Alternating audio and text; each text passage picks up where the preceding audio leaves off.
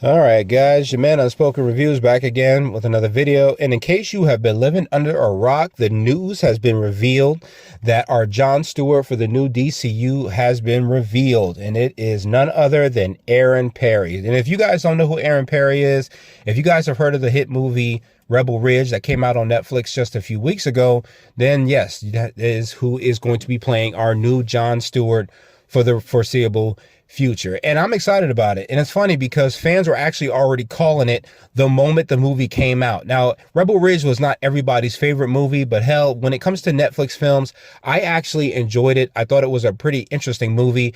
And after seeing him in the role of, in this film, it actually kind of excites me to see him picking up as Jon Stewart. I think he's going to do a great job. I think he's going to kill it. After seeing some judo moves and how he acted in that film, something tells me he's going to be a worthy addition of the DCU, and he's going to do a great job as Jon Stewart. I know Green Lantern has not been something that we've seen well in live action. No shot at you, Ryan Reynolds. You did what you could do. And I know he wasn't happy about that film, and he has made that very well known. But I'm pretty sure that Jon Stewart's going to be great, and it's something that we definitely need. I know the Lantern series is supposed to be kind of like a true detective thing that they're doing, kind of like, two lanterns working together to try to solve a murder somewhere on Earth. And I think it's going to be pretty awesome. I'm wondering if this is going to be Jon Stewart in the training phases. I think it's going to be, if it does follow the comic, Jon Stewart, when he came into becoming a Green Lantern, Hal Jordan wasn't exactly excited to be training him just because, he sees him as having a chip on his shoulder when it comes to racism.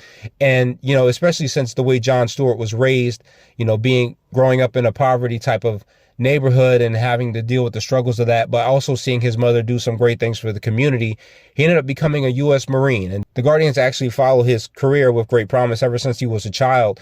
And after they sent a Manhunter to Earth, even without a power ring, Jon Stewart still tried to fight it to save people. And, they end up making him a Green Lantern. And they have Jordan training him, but, it's actually kind of weird how they start off at first. I think there is like a shooting that goes on with a political figure, and Jordan ends up trying to save the political figure while Jon kind of stands back a little bit and refuses to help, or he goes after somebody else, believing that to be a decoy.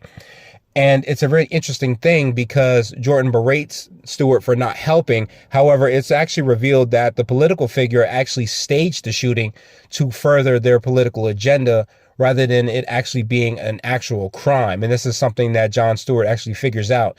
After this, Hal does kind of accept the fact that Jon is the perfect type of person to become a Green Lantern. And after Hal officially steps down, Jon does pick up being the full-time Green Lantern for the planet Earth.